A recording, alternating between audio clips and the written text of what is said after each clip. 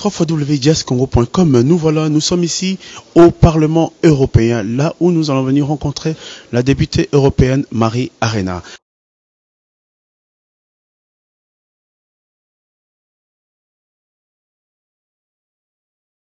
Madame Arena, bonjour. Pour les gens qui ne vous connaissent pas, ils sont tous les internautes qui offrent www.diascongo.com, pouvez-vous vous présenter? Marie Arena, je suis députée socialiste belge, ici au Parlement européen, et je travaille particulièrement dans la commission INTA, qui est la commission commerce international, dans la commission emploi, qui est la commission sur l'emploi développée par l'Europe, et aussi dans la commission femmes, c'est-à-dire sur le droit à l'égalité entre les hommes et les femmes en Europe et partout ailleurs. En Europe et partout ailleurs. Pour présenter cette émission, je ne serai pas seul, je suis accompagné de Amina, une nouvelle recrue de Diascongo. Madame Arena, il y a très récemment, vous avez été interviewée par nos confrères de la BRT concernant votre engagement politique en ce qui concerne le fléau d'immigration. Est-ce que vous pouvez nous dire un peu plus à ce sujet? Alors, concernant la migration, on vit deux choses actuellement en Europe. La première chose, c'est quelque chose pour lequel on a toujours été, à laquelle on a toujours été confronté, c'est la question migratoire. Donc l'Europe est une terre de migration, elle l'a toujours été, des migrations internes. Moi-même, je suis une fille d'immigrés, une fille du sud de l'Europe qui a quitté son pays pour aller vivre dans le nord de l'Europe parce qu'il n'y avait pas de travail dans le sud et qu'il fallait aller nourrir sa famille. Donc il y a eu des migrations internes, mais aussi des migrations externes à l'Europe. Donc on a toujours vécu ces réalités. Aujourd'hui, on a l'impression que certains partis politiques découvrent la question migratoire et voudrait faire de l'Europe une terre qui est une terre nationale où il n'y aurait plus d'ouverture de frontières par rapport au reste du monde. C'est un leurre, c'est du romantisme de la part de ces personnes, mais c'est surtout du populisme vis-à-vis des populations européennes en faisant croire que l'immigration est quelque chose de nouveau et surtout en faisant croire que l'immigration est un problème. Deuxième réalité à laquelle on est confronté, c'est des réalités humanitaires. Et là, je pense qu'on doit apporter des réponses qui sont des réponses rapides. Question humanitaire, on a par exemple la guerre en Syrie actuellement, qui fait qu'il y a des populations entières qui sont massacrées. On a les chrétiens, on a les yézidis, on a des communautés musulmanes aujourd'hui qui, parce qu'elles ne rentrent pas dans la logique radicale aujourd'hui de l'État islamique, sont massacrées. Et donc on doit rencontrer cette situation humanitaire. Si on ne le fait pas, eh bien on a la situation qu'on vit aujourd'hui à Lampedusa, dans la mer Méditerranée, c'est-à-dire des bateaux entiers qui se noient, des populations entières qui se noient dans cette mer. Qu'est-ce qu'il est possible de faire? Nous demandons plusieurs choses. Un, à une situation de crise, il faut des réponses de crise. Donc il faut donner des visas temporaires à ces personnes. Deux, il faut aller travailler dans les zones de crise pour éviter que ces personnes ne soient dans les mains de criminels, de passeurs, qui prennent leur argent et qui les tuent par ailleurs. Et trois, il faut qu'il y ait un plan de répartition de ces migrants humanitaires sur l'ensemble de l'Europe. On ne peut pas laisser l'Italie, l'Espagne ou la Grèce tout seuls face à cette migration humanitaire. On doit les aider, il doit y avoir une solidarité européenne. Nous avons mis ça sur la table au niveau du Parlement. Malheureusement, le Conseil, c'est-à-dire les États membres, n'ont pas voulu faire preuve de solidarité vis-à-vis de l'Italie, vis-à-vis de l'Espagne, vis-à-vis de la Grèce. Nous espérons que les choses pourront changer, mais c'est vraiment quelque chose d'extrêmement urgent parce que des gens meurent aujourd'hui dans la Méditerranée. C'est votre combat avec qui vous avez décidé à vous combattre, si je comprends bien. Alors c'est pas le seul, il y a beaucoup de combats au niveau de l'Europe qu'on doit affronter. Il y a bien entendu ce combat de la migration, mais qui est vraiment de faire comprendre qu'on a un rôle à jouer en tant qu'Europe, un rôle humanitaire par rapport au monde entier, mais aussi une réalité migratoire qui n'est pas en soi un problème. Donc il faut arrêter de dire aux populations européennes que la migration est un problème. Si on voit aujourd'hui le taux de vieillissement européen, quand on voit le taux de natalité européen, l'Europe aura besoin de la migration comme elle a toujours eu besoin de la migration. Mais il faut une migration qui soit accompagnée pour que les choses se passent bien, pour que les gens ne soient pas dans la misère, pour que les gens soient intégrés, pour qu'ils fassent partie du quotidien des Belges, des Italiens, des Irlandais.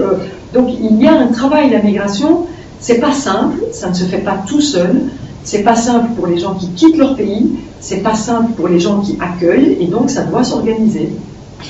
Il y a très peu de temps, l'Europe a débloqué près de 13 millions d'euros pour venir en aide aux jeunes au chômage dans la zone euro.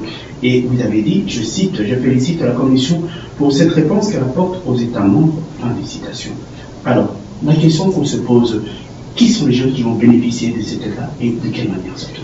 Alors, ces 13 millions d'euros, ce sont des moyens complémentaires par rapport à beaucoup plus d'argent qui avait été dégagé par la Commission, qui concerne la garantie jeunesse, qui concerne l'accompagnement des jeunes quand ils sortent des études ou quand ils décrochent des études, c'est-à-dire qu'ils n'ont pas terminé leur cycle scolaire, et qui sont à la recherche d'un emploi. Aujourd'hui, il faut savoir qu'il y a 27 millions de jeunes en Europe qui sont sans emploi, qui sont à la recherche d'un emploi, et qui sont, je dirais, presque dans le désespoir. C'est-à-dire qu'un jeune de moins de 25 ans, il n'a qu'une envie, c'est de rentrer dans la vie active, de s'installer, de créer sa famille. Et aujourd'hui, par le biais du chômage, ces jeunes n'ont plus confiance dans l'Europe. Donc il est important que l'Europe aide ces jeunes. C'est ce qu'on a dans la garantie jeunesse. Et par exemple, à Bruxelles, cette garantie jeunesse a été mise en place par Actiris. Et grâce au travail d'Actiris, qui est plus large que ce que la Commission demande, mais qui rencontre tous les jeunes aujourd'hui de moins de 25 ans à Bruxelles, eh bien on a réussi à diminuer le taux de chômage des jeunes de plus de 17% à Bruxelles.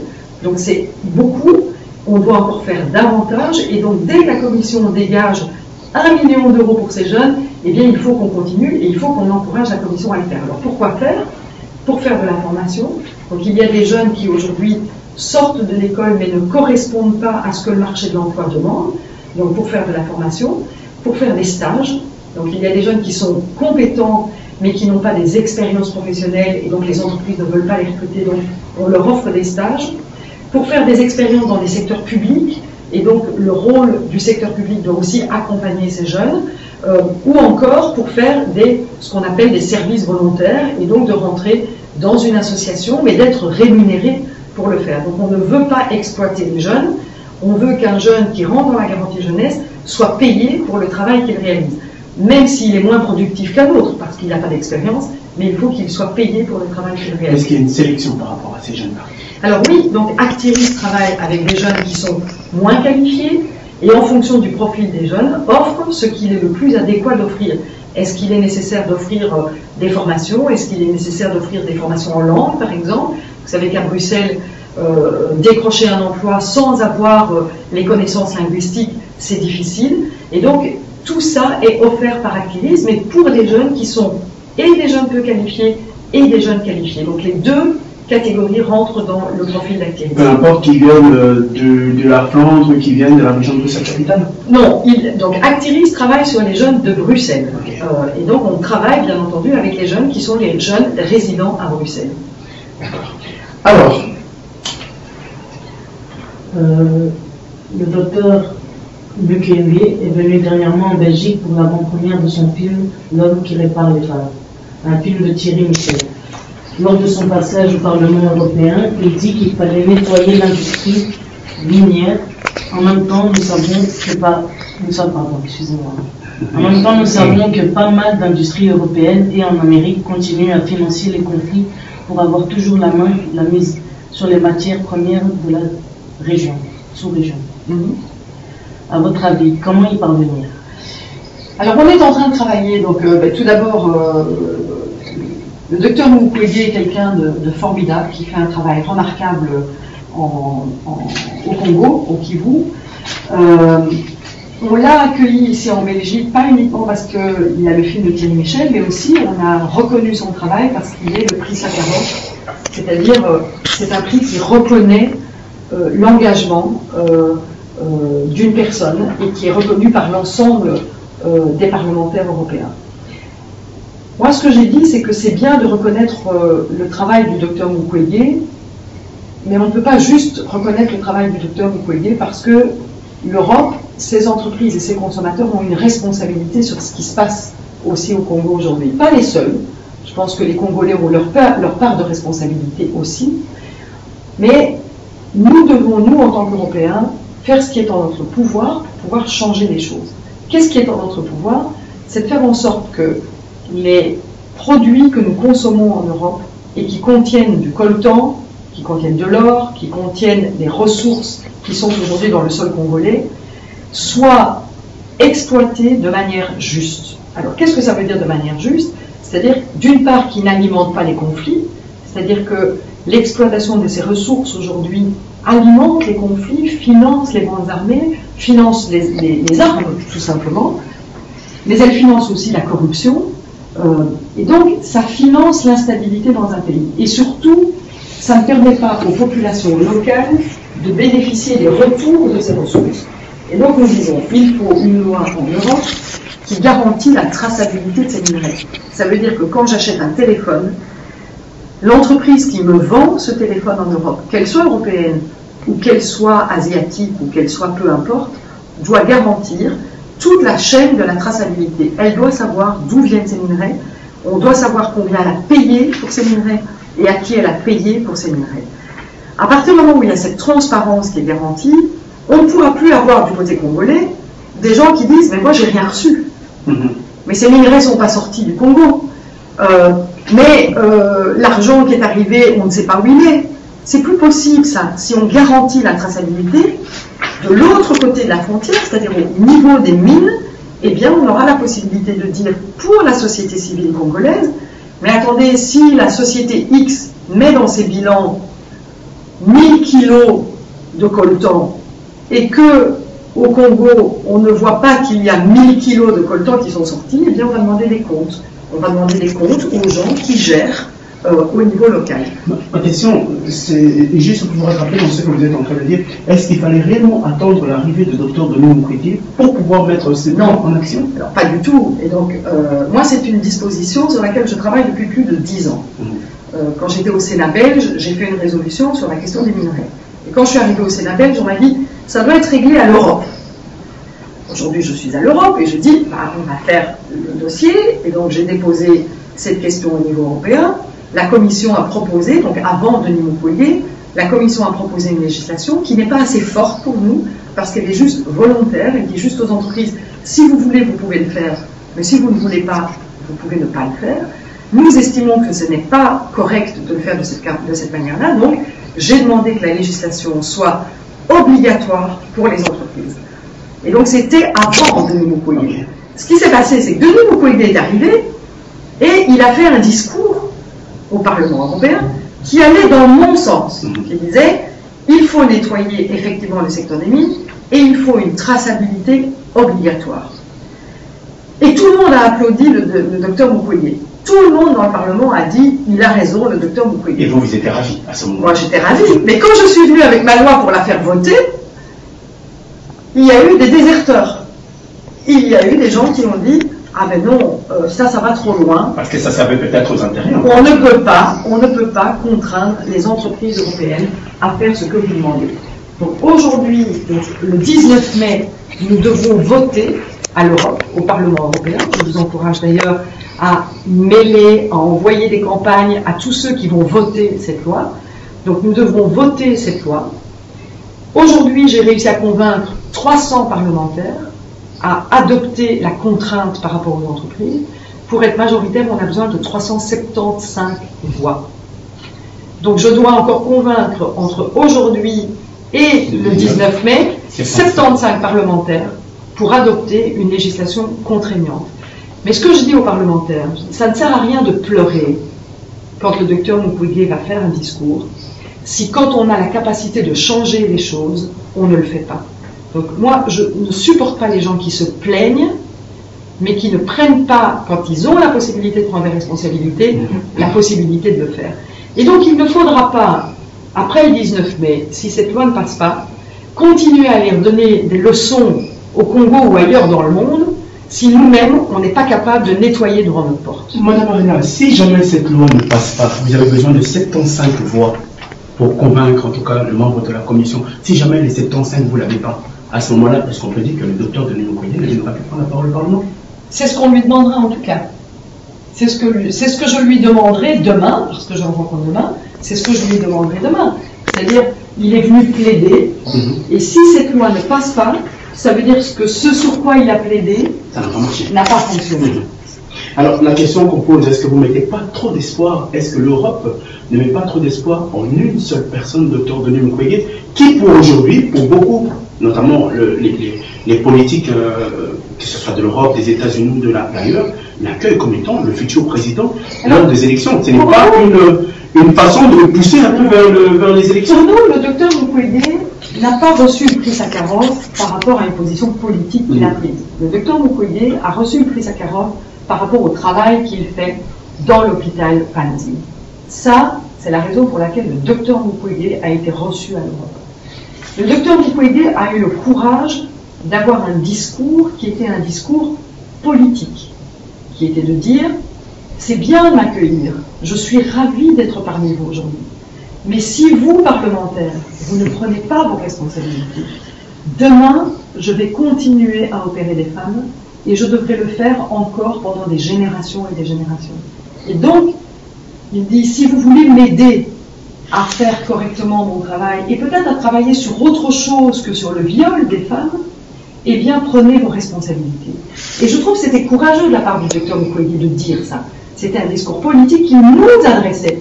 Il nous disait, c'est bien, mais regardez-vous en face, vous, les Européens. Et je trouvais que c'était très courageux à l'intérieur du Parlement européen, alors même qu'il recevait le prix, de nous mettre un miroir en face et de dire, attention à ce que vous faites. Vous avez une responsabilité, de grâce, prenez cette responsabilité. Après, je veux dire, le docteur Mukwege, pour nous, et pour moi particulièrement, c'est un modèle que l'on doit suivre pour faire avancer nos lois. Donc moi, j'utilise le docteur Mukwege, non pas pour ce qu'il doit faire en Afrique, mais pour ce que je dois faire en Europe. Pour le reste, la politique en Afrique concerne les Africains. Mais si jamais aujourd'hui c'est décidé de se mettre en politique, vous, l'Europe, puisque vous représentez, allez le citer. Je ne soutiens personne, moi. Je dis, les Congolais ont suffisamment de gens au Congo pour soutenir les personnes qu'ils doivent soutenir. Je ne verrai pas comment un député congolais pourrait venir dire en Belgique quel est le candidat qu'il soutient pour être Premier ministre. Bon, on le voit faire la cour ici en Europe. On voit tous les candidats. Non, mais ils ne décident pas de qui est Premier ministre.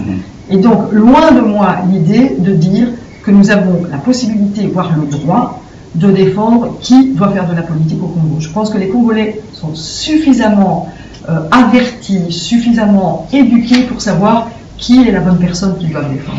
Alors, pour se tourner un peu, pour changer les chapitres, voilà, il n'y a pas très longtemps, vous avez sûrement appris par les médias les découvertes qu'on a fait à Maluku des fosses communes.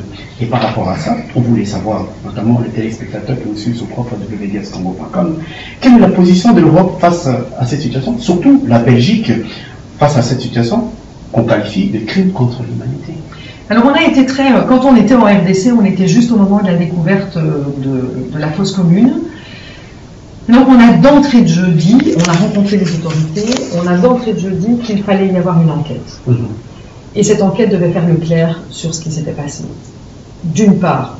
D'autre part, les explications qui nous étaient données en disant ces personnes étaient des indigents et c'est la raison pour laquelle nous les avons ensevelis de cette manière-là, je trouve que c'était une réponse qui n'était pas digne de la population congolaise, qui, même quand on est indigent, même qu'on n'a pas les moyens d'une sépulture, eh bien on doit enterrer les gens avec le respect des gens. Ce n'est pas parce qu'on n'a pas d'argent qu'on n'a pas de respect par rapport à la sépulture. Et donc, enquête pour savoir exactement ce qui s'est passé, et deux, la sépulture par rapport au respect des populations. L'enquête pour savoir ce qui s'est passé, une fois que l'enquête est bouclée et qu'on sait ce qui s'est passé, c'est qui qu'on peut traîner en justice, selon vous? Ça dépendra de l'enquête. Ça, je pense qu'il faut voir. Il faut voir quelle est l'enquête, quels sont les acteurs. Est-ce qu'il y a des populations des gens qui sont aujourd'hui ensevelis, qui ont été assassinés? C'est des questions que l'enquête devra lever, et en fonction de ça, la justice devra faire son travail. Mais nous ne pouvons pas anticiper aujourd'hui. Quand on demande une enquête, on peut déjà juger avant que l'enquête soit menée. Alors, 2016 est une année d'espoir, une année d'alternance à la course au pouvoir pour le peuple congolais en RDC. Alors, voyez les tentatives de rester au pouvoir pour le gouvernement en place. La CENI étant une institution indépendante, pensez-vous en toute honnêteté que cette fois-ci, elle sera du côté du peuple congolais afin de publier les vrais résultats. On l'espère. Alors moi je suis inquiète pour une chose, c'est que le président de la CNI est malade, c'est Manou. Et donc c'est difficile de faire fonctionner cette commission correctement. Donc il faut vraiment, c'est un gage de transparence et d'organisation des élections. Et donc moi je pense que la République démocratique du Congo doit vraiment garantir qu'elle puisse faire son travail correctement. Sinon, ça viendra entacher à nouveau le processus électoral. Et je pense que le peuple congolais n'est plus prêt à accepter une situation. Et donc il faut vraiment donner tous les gages qui permettent de dire que ces élections vont se passer correctement. Et la CNI est un des piliers de l'organisation de ces élections. Par rapport en 2011, où la CNI avait demandé moins d'aide par rapport à l'organisation des élections, et cette année, l'année prochaine, elle estime le coût électoral à près d'1,4 milliard d'euros. Pensez-vous que c'est envisageable? Pensez-vous que c'est exagéré? Est-ce que vous pouvez nous dire un petit mot par rapport à ça? Alors encore une fois, moi je pense que les parlementaires et la société civile doivent faire leur travail. Est-ce que le gouvernement a mis suffisamment d'argent de côté pour préparer tout ce processus électoral? Est-ce que le gouvernement a les moyens d'organiser les locales, les provinciales, les législatives et les présidentielles? C'est vraiment des questions qu'il faut poser par rapport à la transparence du budget de la République démocratique du Congo. Vous savez, le budget de la République démocratique du Congo, ça tourne autour des 5 milliards d'euros. Alors ça peut sembler beaucoup, je vais vous donner un ordre de grandeur. Le budget de la communauté française de Belgique, qui couvre 4 millions de gens, représente 6 milliards d'euros. Et elle ne représente que l'éducation, le sport et l'audiovisuel.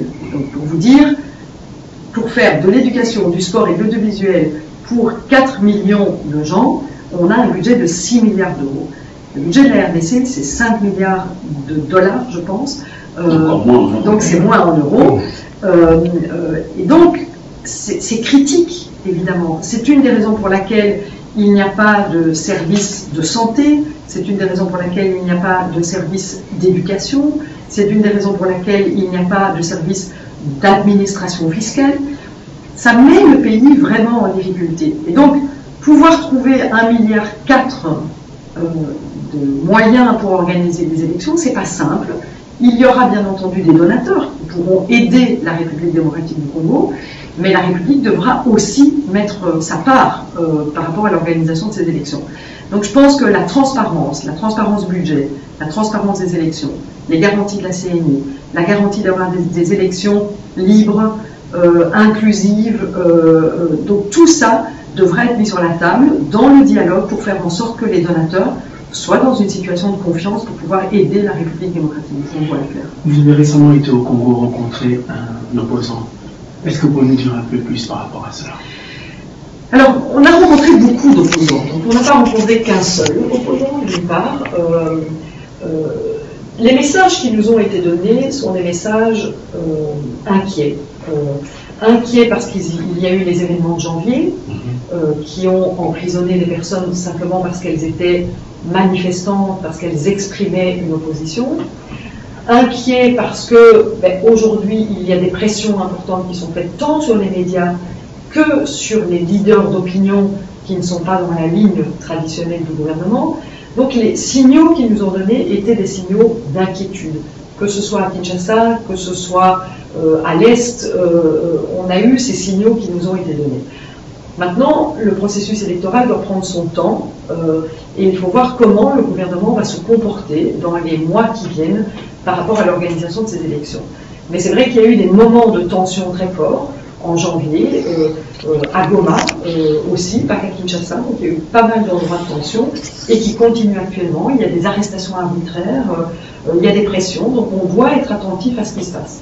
Est-ce que vous ne trouvez pas que l'effet du découpage des provinces est une tentative pour éloigner un peu ou bien repousser les élections 2016? Alors moi j'ai du mal à m'exprimer sur cette question du découpage des provinces parce que c'est une discussion qui a eu lieu au niveau du Parlement congolais, c'est une décision qui a eu lieu de manière démocratique, c'est-à-dire que les parlementaires ont pris part à cela. Est-ce que c'est le bon moment pour le faire? Je ne peux pas m'exprimer. je ne sais pas si c'est le bon moment pour le faire ou pas. Est-ce que les régions sont suffisamment outillées pour organiser les provinces qui sont divisées? Je n'en sais rien non plus. Donc je pense qu'on va vraiment être attentif à ce qui se passe. En même temps, on a toujours défendu des élections locales. On a toujours dit qu'il fallait des processus électoraux locaux, que ce soit pour les communales, que ce soit pour les provinciales. Donc on ne peut pas dire d'un côté on veut du local, et quand il y a du local, dire oh, mais le local ça ne marche pas. Donc il faut voir. Mais encore une fois, le peuple congolais a tout à dire. Donc c'est le peuple congolais qui doit se manifester. S'il estime que ce n'est pas ce qu'il veut, il doit l'exprimer, il doit pouvoir l'exprimer. Il y a le 19 janvier, où il y a eu beaucoup de manifestations, et notamment beaucoup de morts lors de ces manifestations, où on a vu que le gouvernement congolais a tenté de faire un glissement pour prolonger le mandat du président de la République. Face à cela, qu'est-ce que l'Europe pense? Est-ce que le président arrive en fin de mandat ou on peut prolonger cela?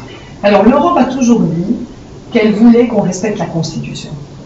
La Constitution congolaise n'a pas pu être changée grâce au mouvement congolais. Pas au mouvement européen, pas au mouvement international. Les Congolais ont dit non au changement de la Constitution. Donc la Constitution n'a pas été changée. Ça veut dire que le président doit respecter la Constitution et l'Europe dit nous voulons qu'il y ait des élections organisées conformes à la Constitution. Donc la position est claire au niveau de l'Europe. Madame Alina, un dernier mot peut-être pour conclure, pour dire un peu que conseillez-vous à ces derniers pour garantir la démocratie à la congolaise? Auquel ces derniers? À vous de choisir le gouvernement en place ou peut-être le futur dirigeant de la RDC. Alors, moi je pense sincèrement que la République démocratique du Congo elle va entamer son 3e cycle électoral. Il faut encourager les cycles électoraux en République démocratique du Congo. On doit vraiment aider à ce que cette démocratie soit inscrite dans les gènes congolais. Pour ça, on a besoin de la société civile. Donc on est fort, la société civile est forte. Et je pense qu'elle existe en République démocratique du Congo. On a besoin des médias qui sont des médias de qualité, qui permettent de faire un état des lieux de ce qui se passe. Aujourd'hui, au niveau de la République démocratique du Congo, il y a des médias de qualité qui peuvent dire un certain nombre de choses. Et puis on a besoin d'une classe politique qui est une classe politique qui a un vrai projet politique. Pas une classe politique qui veut être là pour être au pouvoir, mais une classe politique qui a des choses à changer pour les gens. Aujourd'hui, la République démocratique du Congo est en vraie situation de pauvreté. Il y a des niveaux de pauvreté qui font mal aux populations quand on y va, qui font mal vu de l'extérieur. Et donc je trouve que la classe politique qui va aller aux élections, quelle qu'elle soit, je ne suis pas là pour dire l'un ou l'autre, mais doit venir avec un vrai engagement politique, avec un vrai projet sur la santé, sur l'éducation, sur l'investissement, sur la création d'entreprises, sur la fiscalité. Il faut que les grosses entreprises payent leur fiscalité en République démocratique du Congo, sur la justice, sur la lutte contre la corruption. Ça, ce sont vraiment des programmes qui sont des programmes que moi je soutiendrai, quel que soit le candidat. Madame Arena, un dernier mot pour tous les gens qui vous suivent sur www.diascongo.com. Que pouvez-vous leur dire, ceux qui vous suivent maintenant? C'est à vous. Alors, plein de choses. On parle de la diaspora congolaise, et donc la première chose à dire, c'est vous êtes belge.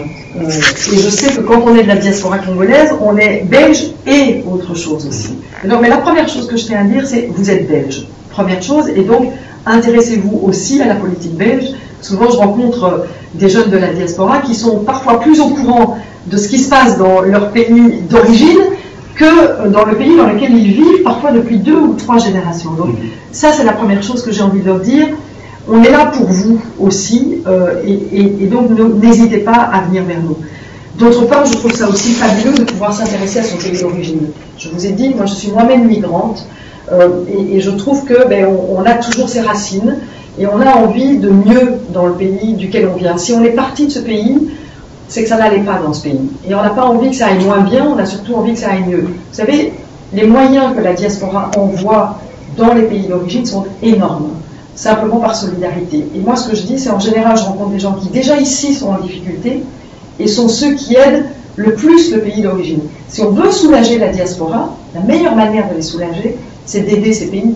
Parce qu'ils ne devront pas choisir entre vivre ici et vivre là-bas avec les moyens qu'ils ont, mais ça permettrait d'avoir une relation beaucoup plus saine avec son pays d'origine. Pensez-vous, dernière question, que la diaspora congolaise est une plus-value pour la Belgique? Bien sûr, bien sûr. La diaspora congolaise, comme toute la diversité, est une plus-value pour la Belgique, bien entendu, j'en suis convaincue. Madame Arena, merci beaucoup. Merci à vous. Comme je vous ai dit, nous avons rencontré la députée européenne Marie Arena. Je pense que vous avez été convaincu par ses réponses et par ce qu'elle a pu dire concernant les élections qui vont arriver d'ici 2016. Et espérons, en tout cas, comme elle a dit, qu'elle arriverait à avoir ces 75 personnes, ces 75 voix qui vont pouvoir voter pour écarter, pour enlever, en tout cas, ces zones d'ombre qui trouble en tout cas l'Est de la RDC en ce qui concerne les minerais. Et espérons, en tout cas vous l'avez entendu, et restez toujours connectés sur www.diascongo.com. C'était l'international Fabrice Mbele. Merci à vous.